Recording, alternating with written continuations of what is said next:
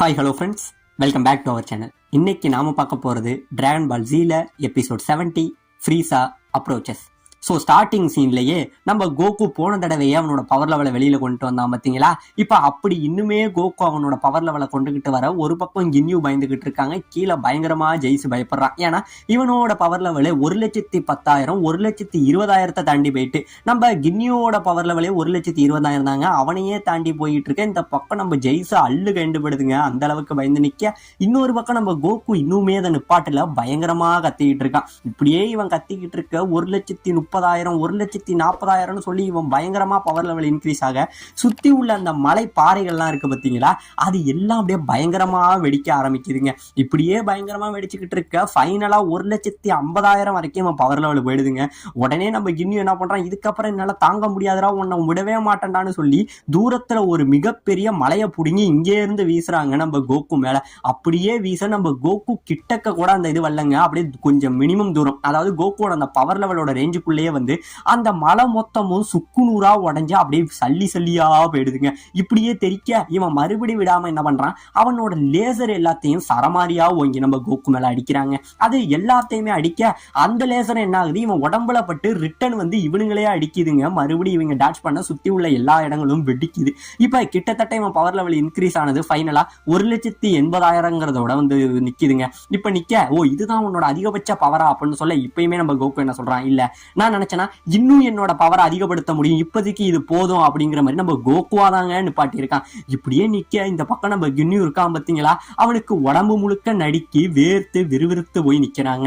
இப்ப இந்த பக்கம் நம்ம புல்மா அவளோட அந்த பிளைட்டை எடுத்துக்கிட்டு அங்கே இருந்து வந்தா பார்த்தீங்களா, அப்படி வந்தவன் நாமெக் வில்லேஜை பாக்குறா. அதாவது நம்ம ஃப்ரீசா வந்து கொன்னு கூச்சாங்க பார்த்தீங்களா, அவங்க எல்லாரையுமே பாக்குறாங்க. எல்லாரையுமே பார்த்துட்டு பயங்கரமா மனசு உடைஞ்சு கதறா. அப்படியே பார்த்தவ அங்க ஒரு குழந்தை நாமெக் ஒண்ணு இருக்குங்க, அந்த நாமெக்கு செத்து கிடக்க அதை தூக்கி வச்சுக்கிட்டு, ஏ பாய் உனக்கு இவ்வளவு சீக்கிரம் சாகு வந்துட்டேன்னு சொல்லி அந்த குழந்தையை தூக்கி வச்சுக்கிட்டு, நான் சீக்கிரம் அந்த இடத்த விட்டு போகணும், நான் பூமிக்கு போகணும், என் ஃப்ரெண்ட்ஸ் எல்லாரையும் மறுபடியும் கொண்டுட்டு வரணும் நம்ம புல்மா யோசிச்சுக்கிட்டு இருக்காங்க.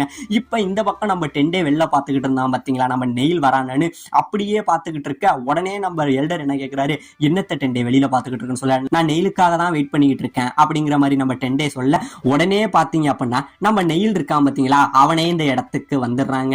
அங்கிருந்து தூரத்துல பார்த்தவன் நெயில் கரெக்டா நம்ம எல்டருக்கு முன்னாடி வரான். முன்னாடி வந்தோடனே நம்ம எல்டர் கேட்கிறாரு, நீ ஏன் திரும்பி வந்த, உன்னை அந்த மனுஷங்களுக்கு ஹெல்ப் பண்ண சொல்லி தானே நான் அனுப்பின நெயில் அப்படின்னு சொல்ல, இல்ல அவங்களுக்கு ஹெல்ப் பண்றதை தாண்டி உங்களோட உயிரை காப்பாத்துறது தான் என்னோட முத வேலை, அதுதான் எனக்கு முக்கியம் அப்படின்னு சொல்ல, என்னை பத்தி நீ கவலைப்படாத, ஏன்னா நான் செத்துட்டேன் அப்படின்னா அந்த டிராகன் பாலும் அழிஞ்சிரும், அதனால நீ முதல்ல அவங்களுக்கு தான் போய் ஹெல்ப் பண்ணணுங்கிறத சொல்ல, உங்களோட உயிரை தாண்டி எனக்கு வேற எதுவுமே முக்கியம் இல்லை அப்படின்னு சொல்ல, இந்த இடத்துல எல்டர் சொல்றாரு, நீ தாண்டா என்னோட உண்மையான மகன் அப்படின்னு சொல்லி அப்படியே அவர் கண் கலங்குறாருங்க. இப்ப இந்த பக்கம் நம்ம கோஹானு கிர்லின்னு இவங்க 2 பேரும் வந்தாங்க பாத்தீங்களா, டிராகன் பாலை கண்டுபிடிக்க நம்ம புல்மாவோட ரேடாரை எடுக்க. அப்படி வந்தவங்க நம்ம புல்மா இந்த இடத்துக்கு வராங்க. ஆனா இங்க நம்ம புல்மா மட்டும் இல்ல, அவளை இவங்க சுத்தி முத்தி தேடுறாங்க, அவளை எங்கேயுமே காணும்.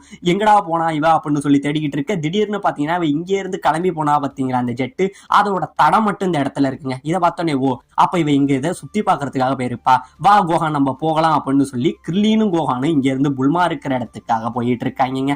இப்ப இந்த பக்கம் நம்ம ஃப்ரீசா இருக்கான் பாத்தீங்களா, அவன் ரொம்பவே வேகமா வந்துகிட்டு இருக்கான். அப்படி வந்துகிட்டு இருந்தவன் ஒரு வழியா நம்ம எல்டர் தங்கி இருந்த அந்த இடத்த பாத்துறாங்க. பார்க்க இந்த பக்கம் நம்ம நெயிலுமே அவன் பவரை ஃபீல் பண்ணிடுறான். நம்ம நினைச்சது கரெக்ட், நம்ம நினைச்ச மாதிரி இந்த இடத்துக்கு ஒரு மிகப்பெரிய பவர் இங்க வந்துகிட்டு இருக்கு எல்டர் அப்படிங்கிற மாதிரி நம்ம நெயிலுமே கண்டுபிடிக்க. இப்ப இந்த பக்கம் நம்ம குரு என்ன பண்றாரு, மகனே டெண்டே இங்க வா அப்படிங்கிற மாதிரி கூப்பிடுறாருங்க. உடனே நம்ம டெண்டே இங்க இருந்து போக, நம்ம டெண்டேவோட தலையில கை வச்சு நம்ம டெண்டேக்குள்ள கொஞ்சம் கொஞ்சம் சக்திகள்லாம் இருக்கும், அந்த சக்திகள் எல்லாத்தையுமே தூண்டி விடுறாருங்க. தூண்டி விட்டுட்டு, டெண்டே இப்போதைக்கு உனக்குள்ள இருந்த நான் எல்லா சக்திகளையும் தூண்டி இருக்கேன், போ நீ சீக்கிரம் போய் அந்த மனிதர்களுக்கு போய் டிராகனை எப்படி வர வைக்கணுங்கிற எல்லாத்தையும் சொல்லி ஹெல்ப் பண்ணு அப்படின்னு சொல்ல, இல்ல உங்களை விட்டுட்டு என்னால போக முடியாது அப்படின்னு சொல்ல, என்ன பத்தி நீ கவலைப்படாத, நீ போனினா மட்டும்தான் அந்த மனிதர்களால அவங்க ஆசையை நிறைவேற்றிக்க முடியும், சீக்கிரம் இங்க இருந்து போன்னு சொல்ல, வேற வழி இல்லாம டெண்டே என்ன பண்றான், இவங்கள்ட்ட சொல்லிட்டு இவனும் இங்க இருந்து கிளம்புறாங்க. இவன் போக உடனே நம்ம எல்டர் என்ன சொல்றாரு, டெண்டே உன்னால முடியும், உன் மேல எனக்கு நம்பிக்கை இருக்கு அப்படிங்கிற மாதிரி சொல்றாருங்க. இப்ப இந்த பக்கம் நம்ம கின்யூவை காட்ட, நம்ம கோகு கிட்டே இருந்து அதிகமான பவர் வந்தது பாத்தீங்களா, அதெல்லாம் பார்த்துட்டு இவன் பயங்கரமா உறைஞ்ச நிலைமையில சொல்றான், அப்ப நான் நினைச்சதுல எந்த ஒரு சந்தேகமும் இல்ல, நீ ஒரு சூப்பர் சயான் தான் அப்படின்னு இவன் சொல்ல நம்ம கோகுவுக்கு ஒண்ணுமே புரியலங்க. என்னடா ஆளுக்கு ஆளு இதே சொல்லிக்கிட்டு இருக்கீங்க, ஃபர்ஸ்ட் வெஜிடாவும் என்ன இப்படிதான் சொல்லிக்கிட்டு இருந்தான், அப்ப நீனும் இப்படிதான் சொல்லிக்கிட்டு இருக்க, அப்படின்னா என்னங்கிற மாதிரி நம்ம கோகுவுக்கு புரியாம இருந்துகிட்டு இருக்க. உடனே நம்ம கோகு என்ன சொல்றான், சரி இப்பயும் உனக்கு இந்த இடத்துல ஒரு வாய்ப்பு தரேன், இப்பயே நீ இந்த இடத்த விட்டு போ அப்படின்னு சொல்ல, என்னது இந்த இடத்த விட்டு கிளம்பவா அப்படின்னு சொல்ல, ஆமா உனக்கும் எனக்கும் எந்த பிரச்சனையும் இல்ல, நீ என் கூட சண்டை போட்டினா கன்ஃபார்ம் நான் உன்னை கொன்னுடுவேன், அதனால என்கிட்ட தோக்கறதுக்கு முன்னாடி நீனே இந்த இடத்துக்கு போன்னு சொல்லி உயிர் பிச்சை போடுறாங்க. இப்பதான் நம்ம கின்யூ யோசிக்கிறான். அதாவது சூப்பர் சையான் ஆனவங்க எப்படின்னா ஒரு இரக்கம் இல்லாதவங்க, அதாவது அவங்களோட வேலையே கொல்லுறது, அவங்களுக்கு இறக்கம்னா என்னன்னே தெரியாது. அப்படி இறக்கப்படுற ஒருத்தவனால சூப்பர் சையானா மாறவே முடியாது, இது தாங்க மித்து. சோ இப்படி இருக்கும் போது இவன் இறக்கப்படுறான், அப்படி பார்க்கும்போது இவன் கன்ஃபார்ம் சூப்பர் சையானா இருக்க வாய்ப்பே இல்லைங்கிறத நம்ம கின்யூ புரிஞ்சுக்கிட்டு, ஓ அப்ப நான் தான் தப்பா புரிஞ்சுட்டேன், நீ ஒரு சூப்பர் சையானே கிடையாதுடா, ஏதோ என்னை விட உனக்கு கொஞ்சம் பவர் இருக்கு, அதை வச்சுக்கிட்டு நீ என்ன ஜெயிச்சிட முடியும்னு நினைக்காதங்கிற மாதிரி நம்ம கின்யூ மறுபடி திமிராவே தாங்க பேசுறான். இப்ப இந்த பக்கம் நம்ம ஃப்ரீசா ரொம்பவே ஃபாஸ்டா வந்துகிட்டு இருக்க, கரெக்டா நம்ம டென்டே என்ன பண்றான், அப்படியே ஃப்ரீசாவை அப்படியே கிராஸ் பண்ணி போக நம்ம டென்டே நம்ம ஃப்ரீசாவை பார்க்க, நம்ம ஃப்ரீசாவும் நம்ம டென்டேவை பாக்குறாங்க. நம்ம ஃப்ரீசா என்ன சொல்றான், இப்போதைக்கு இந்த சின்ன பையனை பிடிக்கணுங்கிற அவசியம் இல்லைன்னு சொல்லி இவனை லூஸ்ல விட்டுட்டு நம்ம ஃப்ரீசா இங்கே இருந்து கிளம்பி போறாங்க. இப்படியே போக நம்ம எல்டரோட அந்த இடத்துக்கு வராங்க.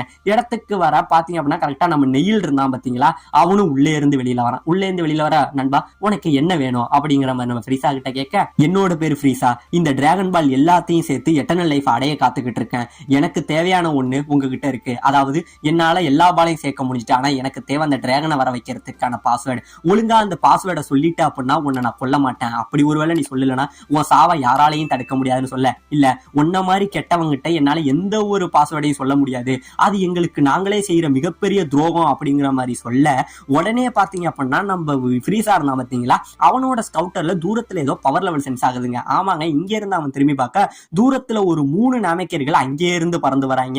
வந்தவங்க, ஏய் நெயில் உனக்கு ஹெல்ப் பண்ணதான் நாங்க வந்தோம் அப்படின்னு சொல்ல, இல்ல நீங்க இந்த இடத்துக்கு வந்திருக்க கூடாது, நீங்க நினைக்கிற மாதிரி அவன் சாதாரண ஆளு கிடையாது அப்படிங்கிற மாதிரி சொல்ல, ஏ நெயில் எங்களை சாதாரணமா நினைக்காத, நானும் உங்களை மாதிரி வாரியர் டைப் தான், அதாவது நான் சொன்ன பாத்தீங்களா ஒரு நாமக்கர்கள் ஒரு வகை இருப்பாங்க, அந்த மாதிரி இந்த போர் பகன்றவங்க நாமக்கர்கள் இருக்காங்க பாருங்க, அந்த வகையில உள்ளவங்க தான் இவங்களுமாங்க.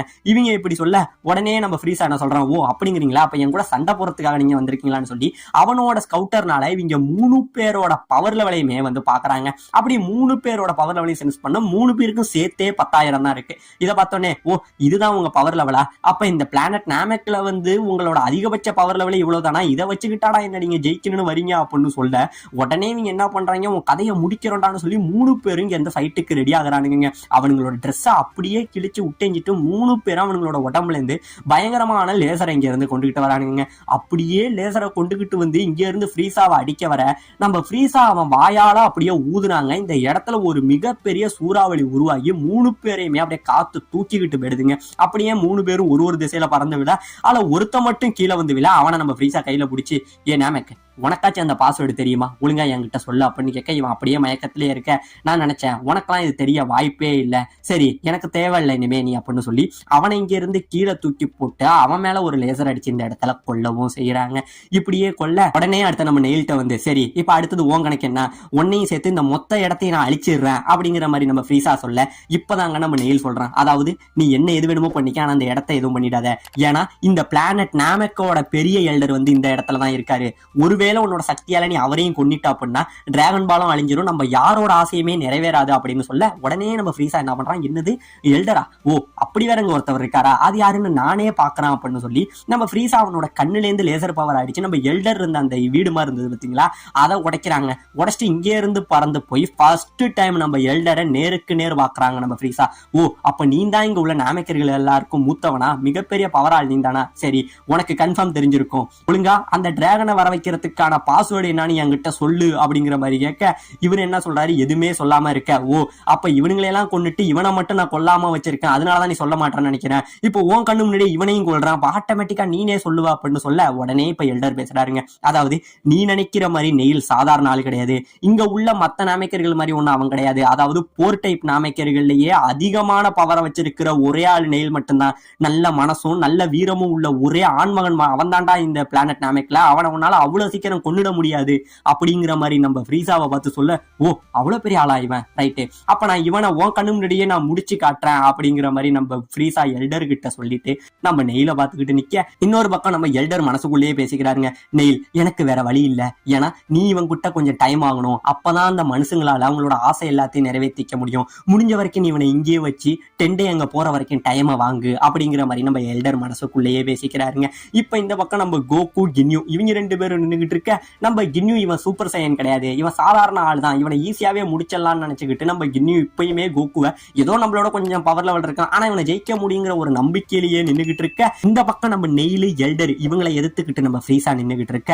இதோட இந்த இடத்துல இந்த எபிசோட முடிக்கவும் செய்யறாங்க.